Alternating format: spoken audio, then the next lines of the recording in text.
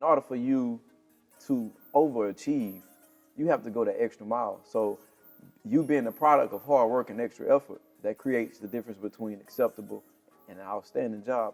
Man, it makes you wonder, like, that's the key. And I always tie it all together. What you put in is what you get out. If you don't put anything in, you can't expect anything out. Mr. Hanky.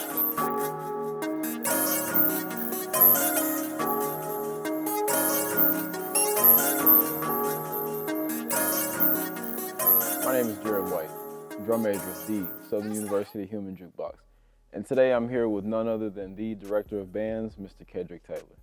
So the first thing I really want to ask you is, for those of you that don't know, this is my director in high school. And really my first mentor, really just in life, in music, in leadership, and in a lot of things. So I've really been looking forward to this conversation.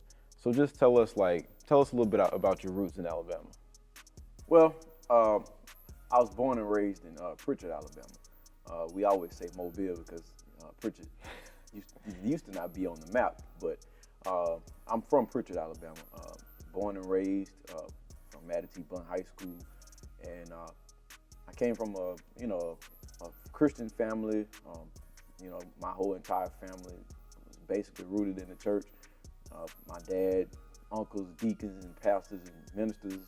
My mom, deacons, ministers, and pastors on their side as well. So both sides, we deeply rooted in church. So that's where all of it began for me. My music career started basically from singing in the church, playing the drums in the church, playing keyboard, organ, trumpet, you name it.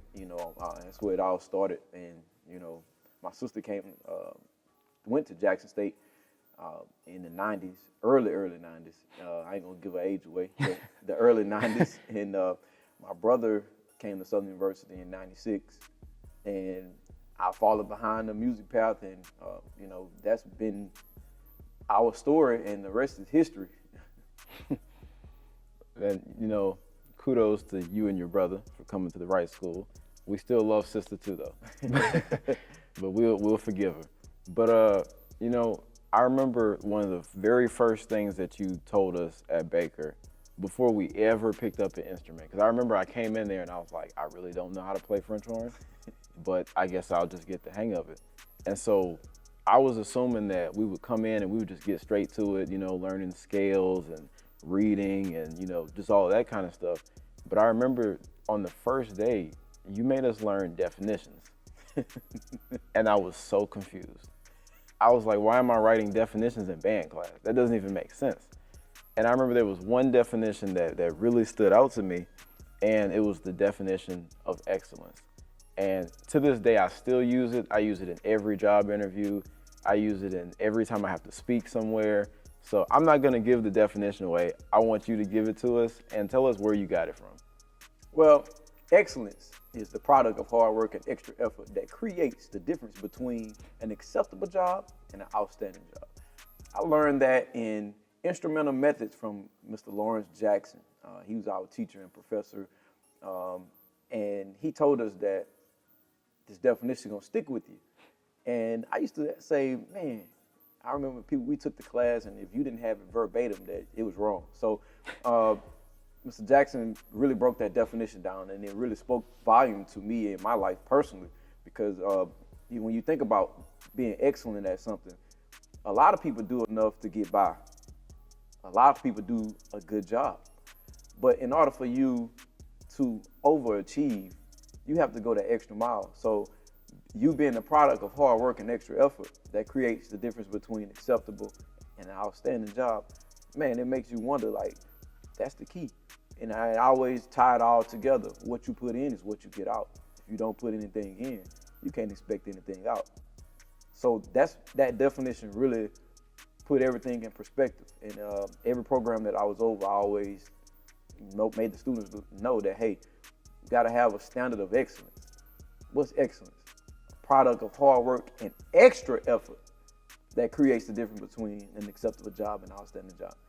So when you think about that, a lot of people like to do bare minimum and complain about the next man on the side of them getting the job, or the next person being section leader, or the next person being the drum major. So those are the things that stick out when you're thinking about excellence. And I use it in all my grad papers. In grad school, I was using it in every paper I had, and you know, they understood what it means to be excellent, because it's an extra effort that you have to give to do better than. And the late Dr. Isaac Greggs, the legendary, always said, you can't be as good as, you got to be better than. And in order to be better than, you got to give that extra effort. Okay, I like that, you know. And like I said, I've used that as well, really from 9th grade all the way now. And no matter what I say in any interview, or, you know, whenever I'm just having conversations, and, you know, I tell people that, you know, that's one of the definitions I live by, that's always the thing that really blows their mind. And I didn't really think anything of it, you know, because, especially not back then, because I thought that, well, everybody puts effort into things that they want to do. But the older I've gotten, I've realized that, like you said, most people give the bare minimum. And I think that that definition of excellence is really what has just made Southern University thrive for so long and be so successful, because that's what we preach here, and that's what you preach and have been preaching to me since I was in 9th grade. So I love that definition, always will, always use it. It's gotten me countless jobs. So I definitely live by that. And you mentioned Dr. Greggs and Mr. Jackson. Tell us a little bit about just what it was like to be under them and to be able to just absorb all the knowledge that they had to offer. Well, I'll start with the legendary. Dr. Isaac Greggs was an icon. He was a figure like none other. Most people knew him from his performance face and his performing gestures that he give when the band is playing. But I had a more personal relationship with Dr. Greggs. Even after I left college, he would come to my band room at Baker High School, and he'd still be getting on me about certain things, because he had a philosophy. And, you know, that was his philosophy. He felt like it was no other way. This is the way you need to do it. But I can definitely say that being under his leadership, I learned more than just music. He wasn't just about teaching music. He was always about life. He was always trying to teach you about life. And he was always giving knowledge on how to make it in life. And he sculpted this band to show individuals, this is what you're gonna face in life. A lot of people get mad at us about the way we dress, the way we look the part. But that was his philosophy, because he knew that when you go out in the real world, if you gotta dress for what you're looking for, what you expect out of life. And his philosophy was, tuck your shirt in. I don't care if we in band practice. Keep your shirt tucked in. No earrings. You're not gonna go in a big corporation with earrings on. And that's no shade to anybody who, you know, feels that they want to wear earrings or express themselves. Right. But this was his philosophy. So as it relates to giving direction on which way you go in life, you choose your path. And he was giving you the path that made him successful. And he put it with a blueprint with this band program. And I mean, when you look at it, he basically invented something that a lot of people can't do, because he had a vision. And when he put it all together, and you just look back over it now, because when you're in the band, you don't really understand. Right. You hear it. The tallest building with Tommy Diamonds is not written on solid ground. You're like, what did he say? He say, listen, the tallest building with Tommy Diamonds is not written on solid ground. And he said it real fast, but he would talk soft, and we like, man, we can't hear in the back. So basically, he was trying to get you to do what? Listen. And it was just little small things like that that stuck with me. You know, a lot of times we'll get louder to make people listen instead of getting softer. I was like, there's a message behind that. But those are the type of lessons he taught. He always say, choose your battles. You don't have to try to fight every battle. He always talked about those things.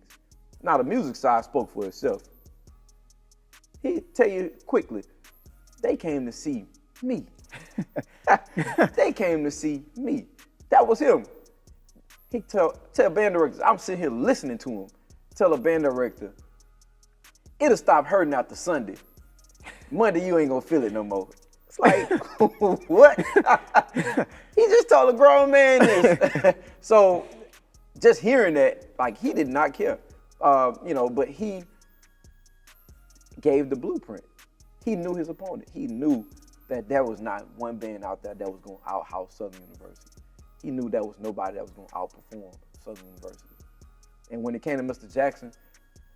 Jackson invented the word crank that everybody used all over the nation.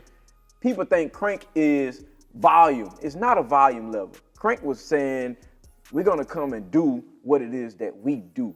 Whatever we've practiced all week, we just gonna pound them with it. Just like in a football game. If the coach say, we're gonna smash their heads off, he don't literally mean we're gonna smash their head off. We're gonna do what we do. We're gonna power them. We're gonna push them down the field, and we're gonna win the game. That's basically what it is. So as it relates to band, people think crank mean volume level, and Mr. Jackson never intended for crank to mean volume, but people have taken it all over in the HBCU culture and made it out of, oh, that's all Southern want to do is crank up people. No, all Southern want to do is outplay you. Right. We're gonna outmarch you. We're gonna outperform you. There's not one band in the nation that will outperform Southern University, and that's what the mentality was. We're gonna crank on you guys. We're gonna let you have it. When we see you in the stadium, we are not friends. But after the performance over, we can dap each other up and keep going. Right. So that was his philosophy when he said, we're just gonna crank on them, doctor. And everybody took that and was like, just because we were an all brass band, people automatically think, oh, Southern just play loud. If you got all brass instruments, it's automatically gonna have sound behind it. Right. Which the concept people have taken over the years and think all we do is play loud. No, we had a brass band. Our band built on a jazz culture. So we play with a more brassy sound. That doesn't mean that we just play loud. That just means we have a different school of thought in music from everybody else. But if you can see, everybody has tried to adapt and take that style. So if it was so bad, why so many people doing it? You're right about that.